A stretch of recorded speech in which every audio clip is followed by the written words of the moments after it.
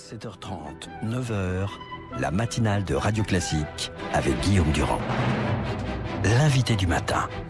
L'invité du matin donc est François Asselineau, ce personnage qui dirige l'Union populaire républicaine. Monsieur Asselineau, bonjour, merci d'être avec nous en direct sur l'antenne de Radio Classique. Je rappelais tout à l'heure à 7h30 que vous avez participé à de très nombreux postes dans l'administration publique, que vous êtes haut fonctionnaire, que vous avez fait HEC, que vous avez fait l'ENA, que vous avez même été délégué général à l'intelligence économique à Bercy avec Nicolas Sarkozy, que vous avez dirigé le cabinet de Charles Pasqua, donc au Conseil général des Hauts-de-Seine. D'où vient cette envie de faire depuis 10 ans de la politique et d'avoir votre propre parti? Bien, écoutez, merci de me recevoir. Si j'ai créé un parti politique, ce n'est pas par vanité personnelle, c'est tout simplement parce qu'il n'y avait pas d'offre politique correspondant aux analyses que j'ai faites justement dans les cabinets ministériels dans lesquels j'ai été employé et que vous avez rappelé, que je rappelle. J'ai travaillé notamment auprès du ministre de l'Industrie et du Commerce extérieur dans le gouvernement Balladur et auprès du ministre des Affaires étrangères dans le gouvernement Juppé sous la présidence Chirac.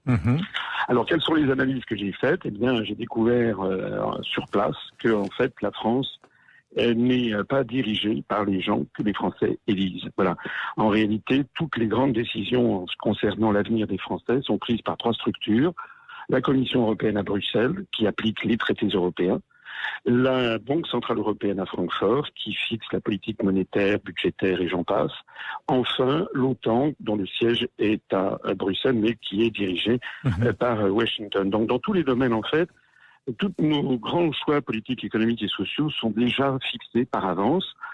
Et en particulier, alors j'insiste beaucoup, et je vais insister dans cette campagne, sur le fait que si nous restons dans l'Union européenne, dans l'euro et de l'OTAN, à la limite, c'est pratiquement même plus la peine de voter, puisque déjà le programme a été fixé par la Commission européenne et par les traités européens, en particulier par un rapport qui s'appelle le rapport sur les grandes orientations de politique économique du 18 mai 2016. La référence exacte, c'est 330-2016. On peut la trouver sur notre site internet upr.fr.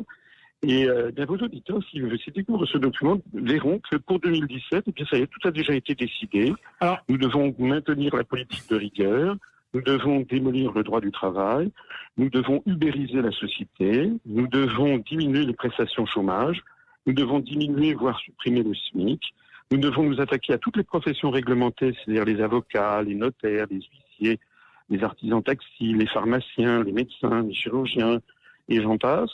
Et puis, nous devons également baisser l'impôt sur les sociétés et augmenter la TVA. Voilà. Donc, en fait, c'est ça le programme. François Asselineau, justement, pourquoi avoir créé votre propre parti et pourquoi ne pas avoir porté ces idées dans d'autres partis, par exemple le Front National?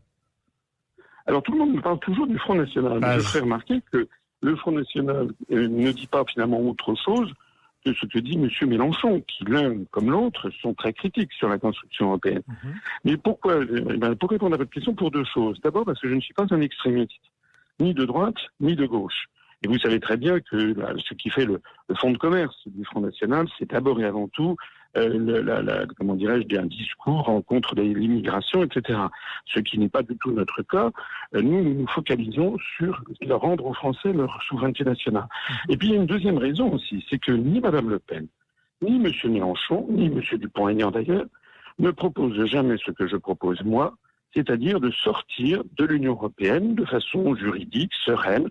Et c'est possible, c'est l'application de l'article 50 du traité de l'Union européenne, c'est d'ailleurs ce que vont faire les Britanniques dans quelques semaines. Même dans quelques jours, ça a même été hier